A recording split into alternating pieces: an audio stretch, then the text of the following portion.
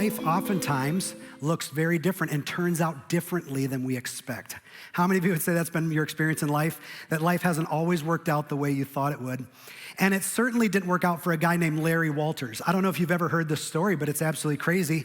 Larry Walters was a truck driver who lived in California, and he had a pretty routine life, much like yours. He lived in houses in neighborhoods similar to yours. And every day after work, he would come home and he loved to go out into his backyard and sit in his lawn chair, and he would get a drink and the newspaper and he'd hang out outside. And he'd watch the planes go by, and he always had a dream that he wanted to fly planes. But like me, he had bad eyesight, and that disqualified him. He couldn't be a pilot or anything. And so maybe in boredom, maybe a moment of craziness, he had an idea. And so he went to the Army surplus store, and he bought more than 40 weather balloons along with a tank of helium and brought them back to his house. And after securing his lawn chair to the ground, he began to fill up these helium balloons and tie them to his lawn chair. And his idea was that, if I can't fly in an airplane, at least I could fly in my lawn chair. And so after getting all of these balloons ready, he went back inside, he made some sandwiches, got a couple drinks, and brought his BB gun. And he got himself in the chair, and his thought was, he was thinking, I'd love to go up about 100 feet. If I could go up 100 feet, that'd be so much fun. And if I go too high, I'll just take my BB gun and shoot out one of the balloons, and then I'll slowly start to lower. Seems like a good idea, doesn't it? Seems like a great idea, right? Seems very rational. So he buckles himself in this chair and he goes to cut his tether, and he did not lazily float up like he was hoping. He shot off the ground like a cannon. And he did not just go 100 feet or 200 feet. He went 16,000 feet into the air. Here's a picture of him in the air right there. 16,000 feet in the air. And Larry, poor guy, he eventually drifted into the approach corridor for the Los Angeles International Airport, and a DC-10 airline pilot drove past him and radioed to the tower. Now, I don't know what he said, but it probably went something like, I know this is gonna sound strange and you're probably not gonna believe me, but there is a dude in his lawn chair in the sky, right? I mean, nobody probably believed him. Larry spent more than an hour in the air. You can show the next picture. As he came down out of the sky, this is Larry. They got him out of his chair. He survived, slowly lowered to the ground, and then I love this next picture, they confiscated his chair. The police confiscated it, took it away from him. He didn't get his lawn chair back. So that's unfortunate for Larry. But for Larry, this plan did not work out as he had hoped. It just didn't work out. And a lot of times in life, we find ourselves where things just don't work out. I think for a lot of us, we make plans, right, for our life. We planned on making good decisions and being friends with the right kind of friends and having a good job and a good marriage and a good family, to live without regrets. But then life happens, doesn't it? And life oftentimes takes us on paths that we never intended. In fact, your next fill-in is this: we can easily find ourselves on paths we never intended that leave us feeling lost. We can easily find ourselves on paths we never intended that leave us feeling lost. We can find ourselves on paths that leave us broken and fearful, hurt, confused, hopeless, maybe even successful by what the world would call successful, but if you had an honest moment, you'd say there's a whole lot of emptiness on the inside. And I don't know what path you're on or what path you've experienced, but that's exactly how this group of people in the first century were feeling when Jesus told them this incredible story. Now, here's what you have to understand. This group of people that are listening today to Jesus talk, this group is a group of people that never thought that God could ever accept them based on the paths that they previously had been on. And this is how this story begins. We pick it up in Luke chapter 15, verse 1. It gives us, it sets up really this whole story with this very first verse. Look at this. It says tax collectors and other notorious sinners often came to listen to Jesus. Now, this is amazing to me, that tax collectors and notorious sinners, it says that they often came to listen to Jesus, that they would want to listen to him. Now, these two groups of people, they were looked down upon, especially tax collectors. They weren't liked. I don't know if you know much about the tax collectors in the first century, but they were Jews hired by the Roman government to tax fellow Jews.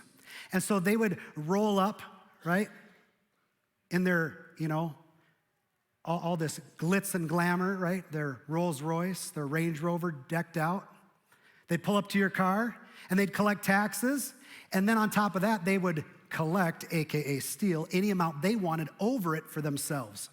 Much like the mafia back in the day, right? If you give us money, we'll protect you, right? That's what these tax collectors were doing. They were stealing from people. They were not liked at all. And so they have a category all unto themselves, right? You have tax collectors, and then you have a group of notorious sinners.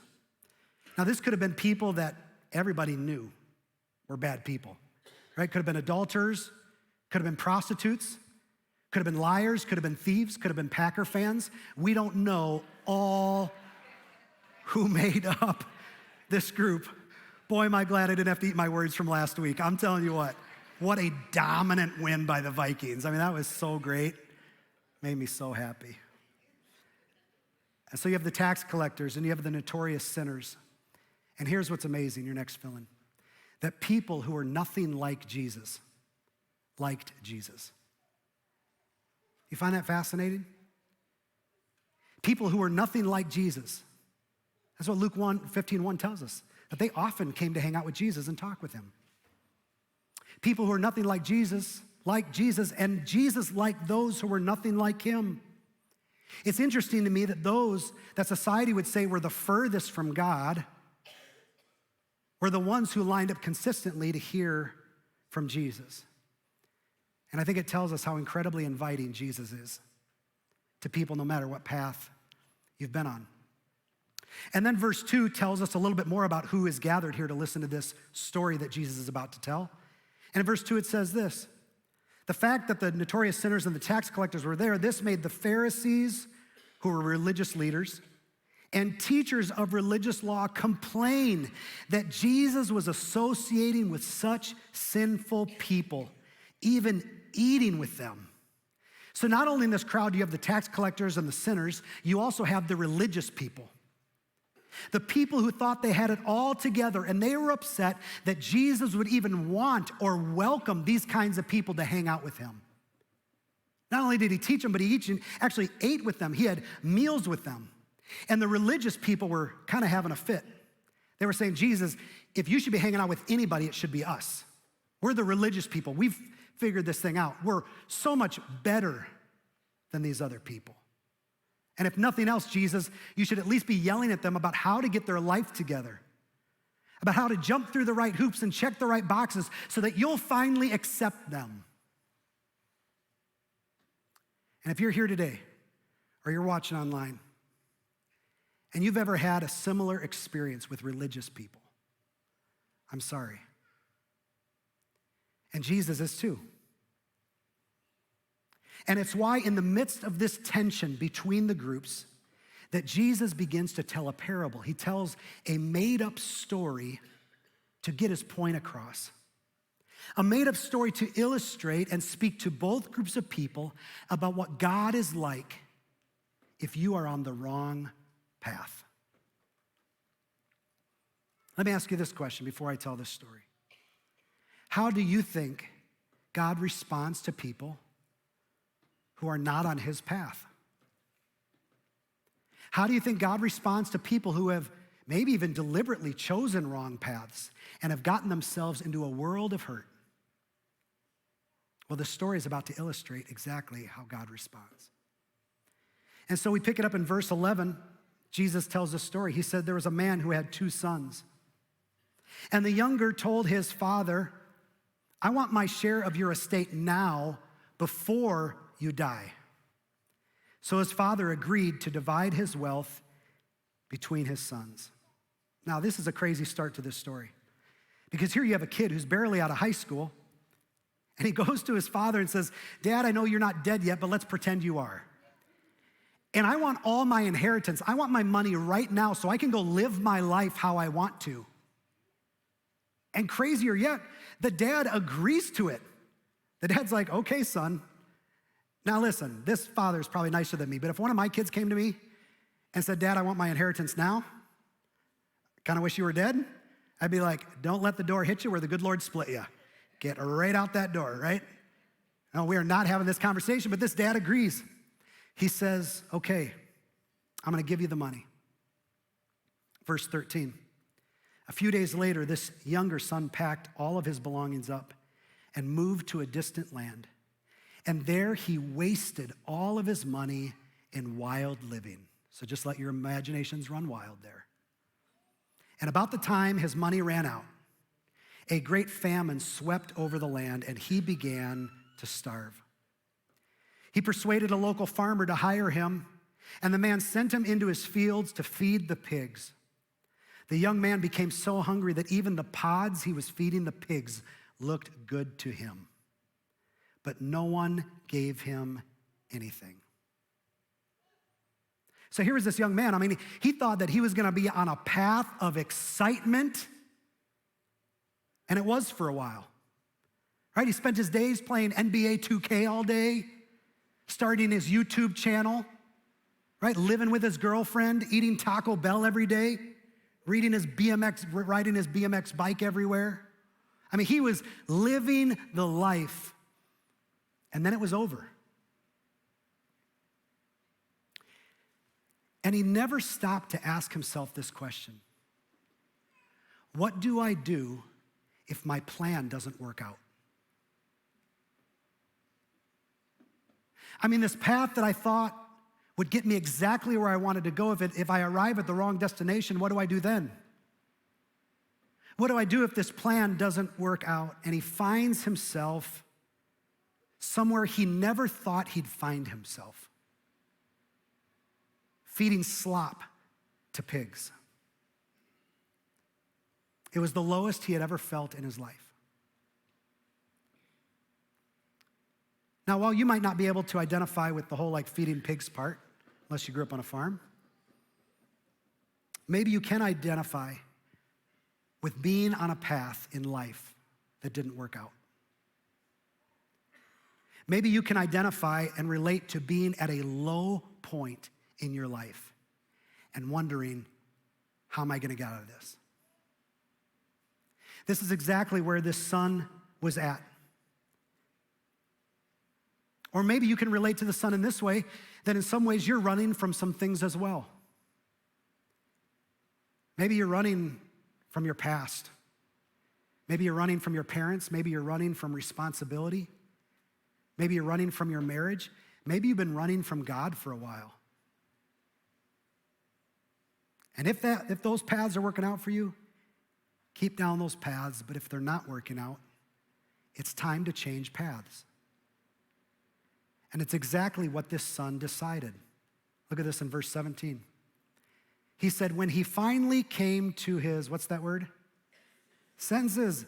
When he finally came to his senses, he said to himself, at home, even the hired servants have food enough to spare, and here I am dying of hunger. I will go home to my father and say, Father, I have sinned against both heaven and you.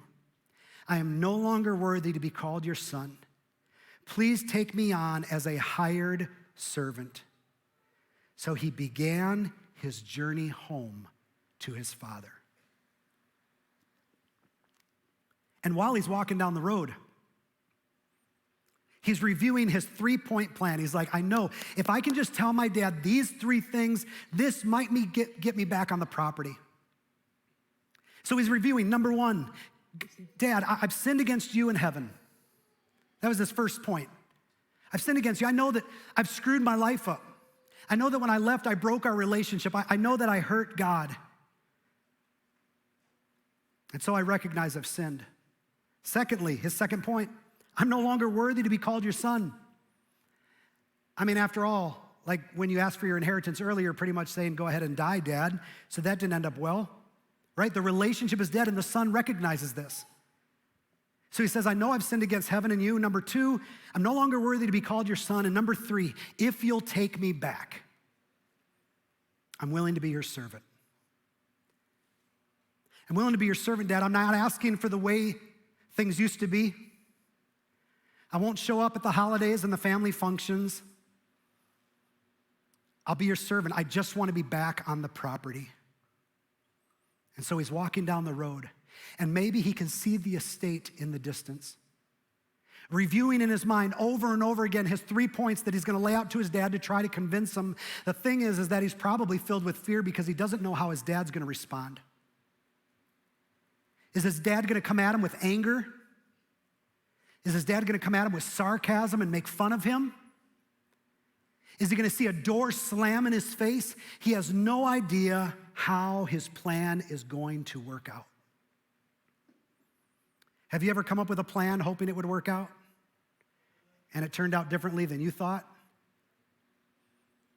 That happened to me big time about 15 years ago.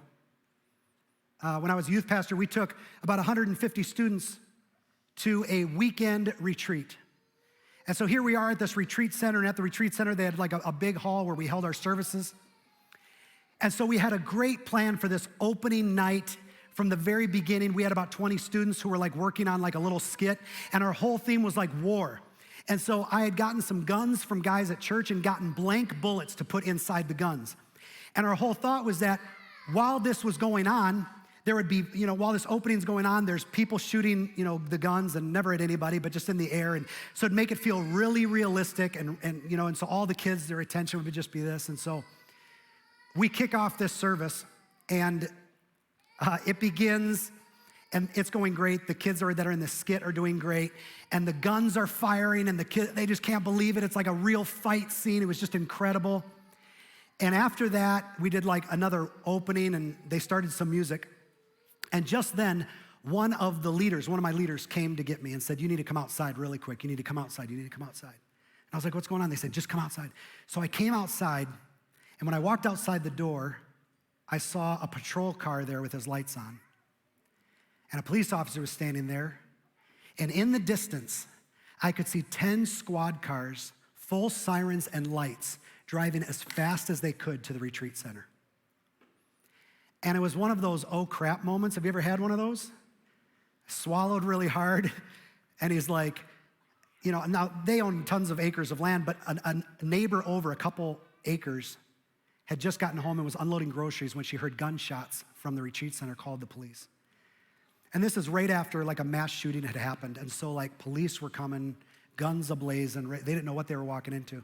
And so I had to explain to them, oh, that's wild that she called you. Actually, we did it on purpose. So we had these guns, and they have blanks, and you should have seen the look of anger in this police officer's eyes. He was like, I want all the guns right now. So he went, and we had to go get all the guns. Meanwhile, service is still going on. The kids know nothing. I'm outside thinking, this guy's going to arrest me. I'm going to go to jail. This is how this is going to end, right? And so we had to bring all the bullets to him and show him they were blanks and all this. And he said, I can't believe him. Meanwhile, as we're having this conversation, squad after squad is pulling up, like ready to like fight me. I don't know. And finally, at the end of it, he scolded me really hard and said, put these guns away. They better not come out the rest of the time. If this happens again, you are going to jail, blah, blah, blah, blah, right? And so that was like one of those things that you planned, and it didn't just quite work out the way you thought it would. Not my finest moment. Not my finest moment. But I hoped it would work, right? And just like this son, he's got this plan. He's got this 3-point deal that he's going to tell his father, and he's hoping this plan doesn't backfire. Maybe you, at certain points and paths that you've been on, have thought about getting on God's path. Maybe you've been on a wrong path and you've thought, if I come back to God, how would he respond to me? I mean, maybe you've even had your own 3 or 4 point plan that if I come back to God and I do just a few things, maybe he'll accept me, right? I'll do a bunch of nice things to make up for my wrongs. I'll volunteer at the food shelter. I'll work with the nuns. I'll raise money for Sarah McLaughlin and the dogs, right? I'll do whatever it takes to get back in God's good graces. Maybe you had your own plan. and you've never quite been sure how God would respond to somebody who is on the wrong path. Maybe you've wondered how God would ever respond to you if you decided to come back to him. And if you've ever wondered how he would respond to that type of person, you're about to find out in this story. So we pick this up in verse 20. It says, "And while the son was still a long way off, his father saw him coming. Filled with love and compassion, he ran to his son, embraced him, and kissed him." Now, when Jesus told the part of this story, the tax collectors, the sinners, the religious people, there was an audible gasp from the crowd. No way. No way, no way, no way, Jesus. This is not how the story goes. There's no way the Father was filled with love and compassion. If he was filled with anything, it would be anger. If he was filled with anything, it'd be disappointment. If he was filled with anything, it'd be rage. How could he be embarrassed like that? They can't believe the story that Jesus is telling. That this father, when he sees his son who has been on the wrong path and wasted his inheritance, is filled with nothing but love and compassion to him. And he goes to his son and he wraps his arms around him and he hugs him and he kisses him. I mean, imagine that smell just for a minute if he's been working on a farm feeding pigs. That's kind of disgusting. But the father holds on and the father keeps hugging him. And yet the son is so startled. The son is startled because he has prepared himself for every reaction from the father but this one. He was ready for the anger, and he was ready for the sarcasm. He was not ready for compassion and love. And at some point, this son is able to finally push his dad far enough off of him to start his 3-point that he wanted to get across. Verse 21, he pushes his father away and he says, "Father, I've sinned against both heaven and you, and I'm no longer worthy to be called your son." And before he can even get to number 3, the father has shushed him. Have you ever shushed one of your kids before? Shh, stop. That's what the father did to his son. He's trying to get his 3 points across. He only gets 2 points across before the father interrupts him, and the father yells behind him to his servants, verse 22, "Quick, bring the finest robe in the house and put it on him." And again, the people in the crowd, the sinners, the tax collectors, the religious people, they're saying, whoa, whoa, whoa, whoa, whoa, whoa. They're saying, wait a second. I mean, can't you tell the dad to slow down a little bit here? I mean, let's not go overboard with the finest robe bit. I mean, shouldn't we give this a little time to see if the son is truly sorry? Shouldn't we give this enough time to see if he is actually sincere? I mean, Jesus, come on. The dad should at least give a little time to see if he's actually going to change and if he can earn his way back in. Then we will bring out the robes. But it's not what happened. Jesus said the father couldn't contain his excitement. And he continued to the servants. He said, "Get a ring for his finger," verse 22, "and sandals for his feet, and kill the calf we've been fattening. We must celebrate with a feast. For this son of mine was dead and now has returned to life. He was lost, but now he is found." So what'd they do? They got out all the Red Bull they had, and they just had this incredible party for this son who has come back home. And if you've ever heard this story before, it's oftentimes known as the story of the prodigal son. But here's what's interesting, that if you look up the word prodigal in the dictionary, this is what it means, and this is right on your notes.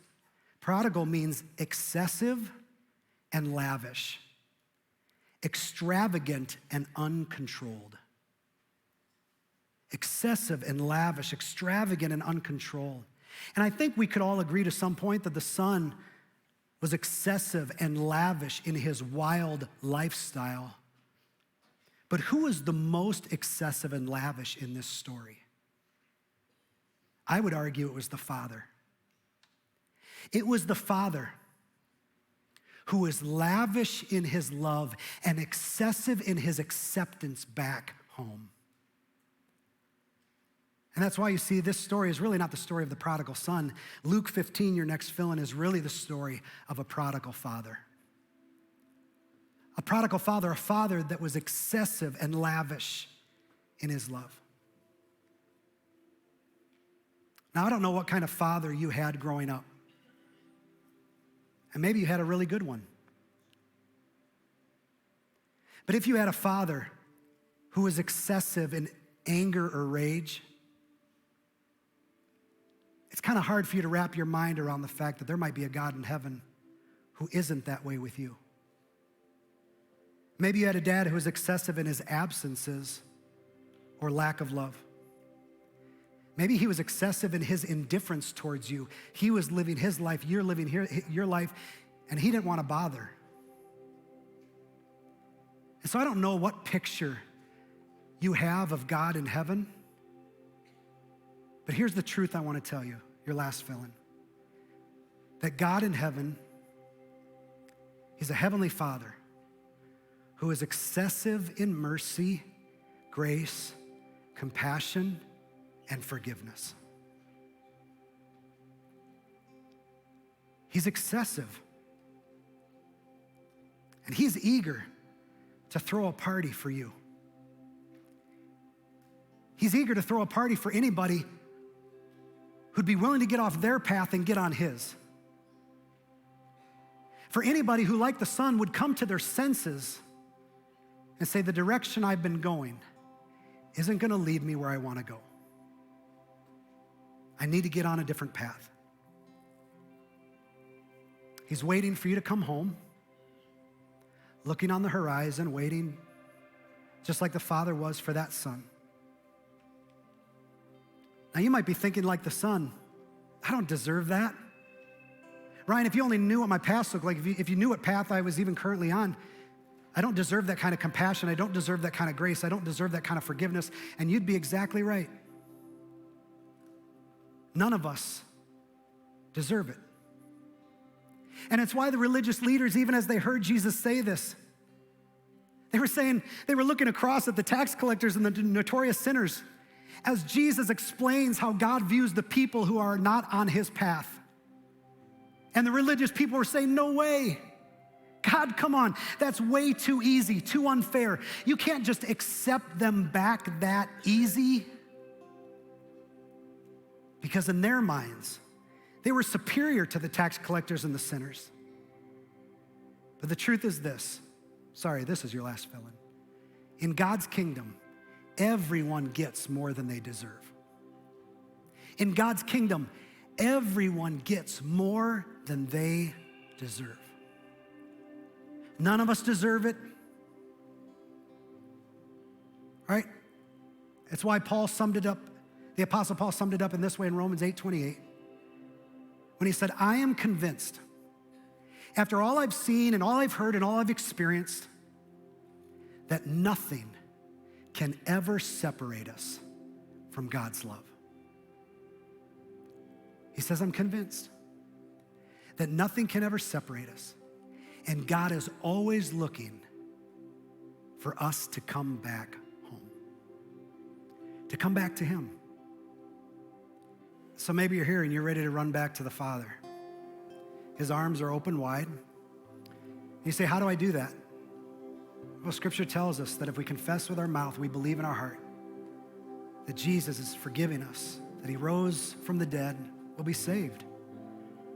And so this morning, if you're in that spot where you say, I'm ready to get on God's path, I'm ready to make him the leader of my life, I want to lead you in a prayer. So I'm going to ask you to close your eyes all over this room. And if you want to be included in this prayer, I just want you to repeat this very quietly. Right after me, just say, Dear Jesus, thank you for loving me just as I am. Thank you for accepting me just as I am. And today I recognize I need you. And I ask you to forgive all my sin and all I've done wrong. And I'm asking you to enter my life, to be the leader of it. Thank you for dying for me. Thank you for rising from the dead. Today I choose your path. In Jesus' name, amen. Hey, if you prayed that prayer, you are now on God's path.